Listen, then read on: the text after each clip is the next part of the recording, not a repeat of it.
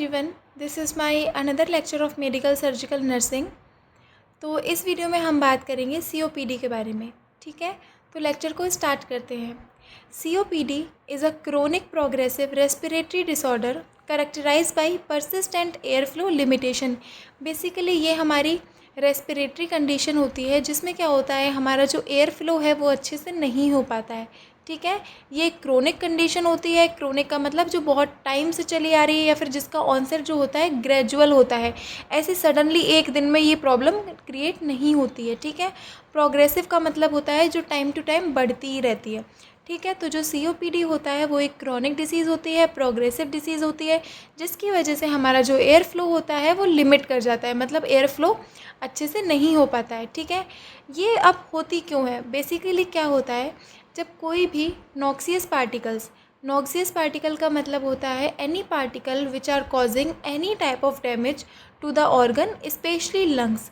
ठीक है, जब कोई भी नॉक्सियस पार्टिकल्स होते हैं हमारे लंग्स के अंदर जाते हैं तो लंग्स क्या करती हैं, उनके लिए एक इन्फ्लामेटरी रिस्पॉन्स जनरेट करती है। ठीक है, इसी इन्फ्लामेटरी रिस्पॉन्स की वजह से क्या होता है, सीओपीडी हो जाता है। तो ठीक है, इतना समझ में आया। अभी मैंने आपको क्या बताया कि जो सीओपीडी है एक क्रोनिक प्रोग्रेसिव रेस्पिरेटरी डिसऑर्डर है जिसमें क्या होता है, हमारा एयर फ्लो लिमिटेशन हो जाता है। ठीक है, ये डिसीज़ क्यों होती है? ये डिसीज़ होती है क्योंकि जो हमारा लंग्स है वो नॉक्सियस पार्टिकल्स के लिए क्या करता है, इन्फ्लामेटरी रिस्पॉन्स को जनरेट करता है, जिसकी वजह से ये कंडीशन हो जाती है। ठीक है, ये डिसीज़ जो होती है प्रोग्रेसिव होती है इन नेचर, जैसा कि मैंने पहले ही बताया, टाइम टू टाइम ये डिसीज़ और सीवियर होती जाती है। ठीक है, इस डिसीज़ के दो कंपोनेंट होते हैं, क्रोनिक ब्रोंकाइटिस एंड एम्फाइसीमा।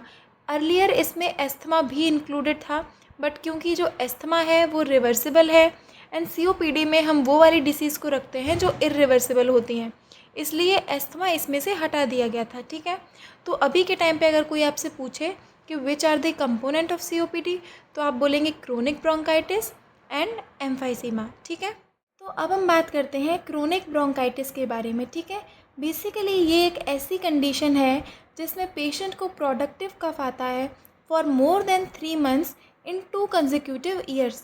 ठीक है, ये सीओपीडी का ही टाइप होता है। इसमें क्या होता है, इन्फ्लामेशन ऑफ ब्रोंकाई देखने को मिलता है, जैसे कि इसके नाम से समझ में आ रहा है, क्रोनिक ब्रोंकाइटिस। ब्रोंकाइटिस का मतलब क्या है, inflammation of bronchi, and chronic का मतलब है ऐसी कंडीशन जो कि ग्रेजुअली अराइज हुई हो। ठीक है, chronic bronchitis also leads to excess mucus production and airway obstruction. इसमें क्या होता है, एक्सेस म्यूकस प्रोडक्शन होता है जिसकी वजह से एयरवे में ऑब्स्ट्रक्शन आ जाता है और रेस्पिरेटरी एक्सचेंज नहीं हो पाता है, जिसकी वजह से पेशेंट को सांस लेने में तकलीफ़ होती है। ठीक है, ये कॉमन होता है इन स्मोकर्स। अब हम बात करते हैं क्रोनिक ब्रोंकाइटिस के कॉजेज़ के बारे में। तो एग्जैक्ट कॉज हमें इसका नहीं पता होता है, बाकी हम इसके मोस्ट इंपॉर्टेंट कॉजेज़ की बात करते हैं। ठीक है, जैसे कि स्मोकिंग हो गया, वो काफ़ी ज़्यादा इंपॉर्टेंट कॉज होता है and it can lead to chronic bronchitis. Airway pollution हो गया, जैसे कि dust, fumes, gases. Occupational exposure हो गया। ऑक्यूपेशनल एक्सपोज़र का मतलब होता है, मान लीजिए कोई पेशेंट किसी फैक्ट्री में काम कर रहा है या फिर माइंस में काम कर रहा है, in certain type of particles के कांटेक्ट में वो ज़्यादा आ रहा है, तो उसकी वजह से भी पेशेंट को क्रोनिक ब्रोंकाइटिस हो सकती है। ठीक है, रिकरेंट रेस्पिरेटरी इन्फेक्शन, मतलब किसी को बार बार रेस्पिरेटरी इन्फेक्शंस हो रहे हैं, जेनेटिक फैक्टर की वजह से भी हो सकता है, मतलब फैमिली में किसी को है या फिर पेशेंट में वो जीन्स प्रेजेंट है जो कि हाइपर एक्टिव हैं टुवर्ड्स सर्टेन एलर्जेंस, तो उसकी वजह से भी हो सकता है। डोमेस्टिक एक्सपोज़र का मतलब है कि आपके घर में, आपके आसपास ऐसी कुछ चीज़ें हैं जो कि आपकी ब्रोंकाई को इरिटेट कर रही हैं, तो उसकी वजह से भी क्रोनिक ब्रोंकाइटिस हो सकता है। और रेजिडेंस का मतलब भी वही हो गया कि जहाँ आप रह रहे हैं, जिस एरिया में आप रह रहे हैं। ठीक है, तो वो सब भी मैटर करता है कि आप कहाँ रह रहे हैं, कैसे रह रहे हैं, तो इसकी वजह से भी क्रोनिक ब्रोंकाइटिस हो सकता है। तो क्रोनिक ब्रोंकाइटिस में मैंने आपको क्या क्या बताया कि सबसे पहले तो पेशेंट में क्या देखने को मिलेगा, productive cough for more than 3 months in 2 consecutive years.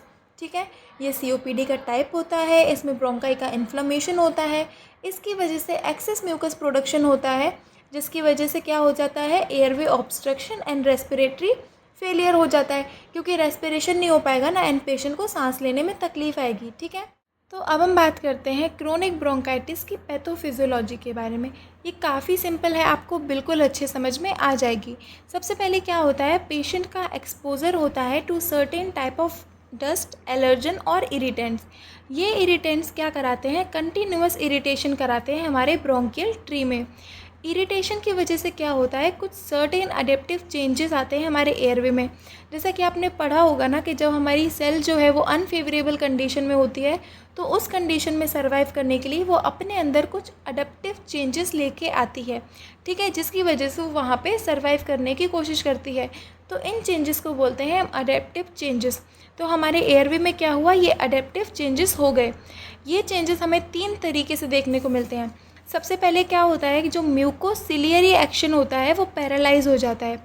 Basically क्या होता है, हमारे एयरवे में सिलिया प्रेजेंट होती हैं। इन सिलिया का काम होता है कि जो भी डस्ट पार्टिकल है, एलर्जन है, इरिटेंट्स है या फिर म्यूकस है, कोई भी एक्स्ट्रा सिक्रीशन है, तो उसको बाहर निकालने का काम करती है ताकि हमारे एयरवे में ऑब्स्ट्रक्शन ना हो और रेस्पिरेटरी एक्सचेंज में कोई भी प्रॉब्लम क्रिएट ना हो, ठीक है। तो सबसे पहले क्या हुआ, हमारा ये जो सिलिया का एक्शन था वो पैरालाइज हो गया। अब सिलिया मूव नहीं कर पाएंगी अच्छे से।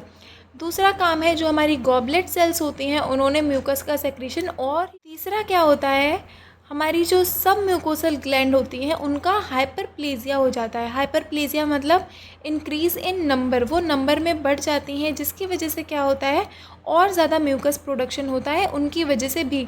तो हमारा जो सब म्यूकस ग्लैंड है वो भी म्यूकस प्रोडक्शन करा रहा है, जो गॉबलेट सेल्स हैं वो भी म्यूकस प्रोडक्शन करा रही हैं, साथ ही साथ जो हमारा सिलियरी एक्शन है वो पैरालाइज हो गया।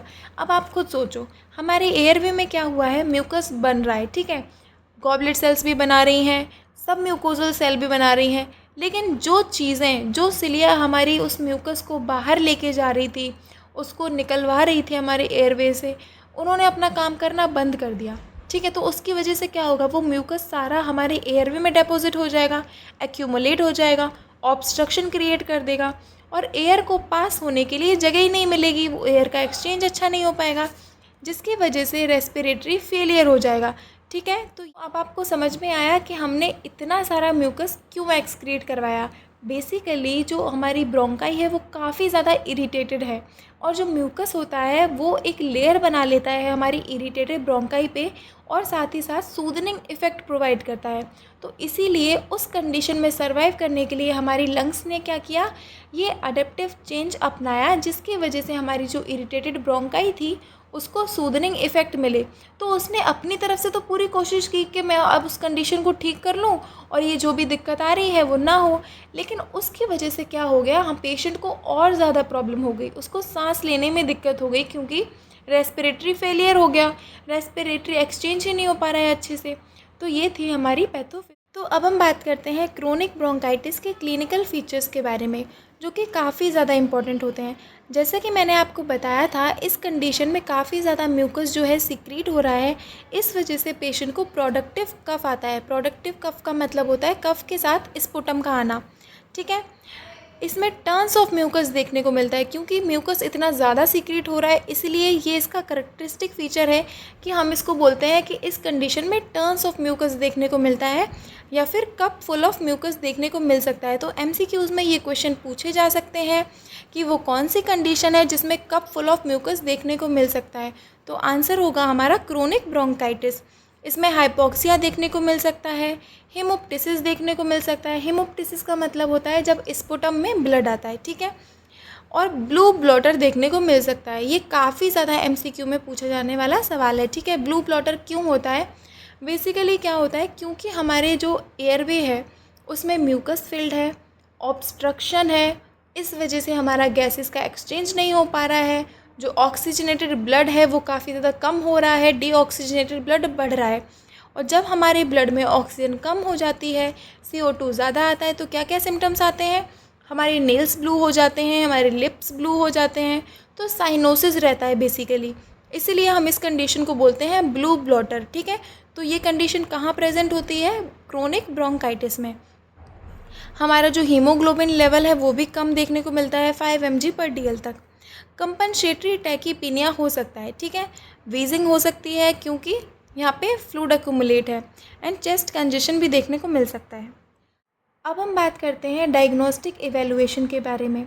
इसमें सबसे पहले हम पेशेंट से हिस्ट्री कलेक्शन करेंगे, जिसमें पेशेंट हमें बताएगा कि उसको सांस लेने में तकलीफ़ हो रही है, उसको थकान रह रही है, ठीक है। फिज़िकल एग्जामिनेशन करेंगे, इसमें हम वीजिंग साउंड सुन सकते हैं, साइनोसिस देख सकते हैं, रेस्पिरेटरी रेट वगैरह चेक कर सकते हैं, ठीक है। पल्मोनरी फंक्शन टेस्ट कर सकते हैं। फोर्स्ड एक्सपिरेटरी वॉल्यूम पेशेंट का डिक्रीज़ देखने को मिलेगा, साथ ही साथ फोर्स्ड वाइटल कैपेसिटी है वो भी डिक्रीज़ मिलेगी। एबीजी करेंगे तो पेशेंट में हाइपोक्सिया दिख सकता है, रेस्पिरेटरी एसिडोसिस या फिर एल्कलोसिस भी मिल सकता है, ठीक है। चेस्ट एक्सरे की बात करें तो इसमें हमें डर्टी लंग्स देखने को मिलेंगे, साथ ही साथ इंक्रीज्ड ब्रोंकियल मार्किंग देखने को मिलेगी।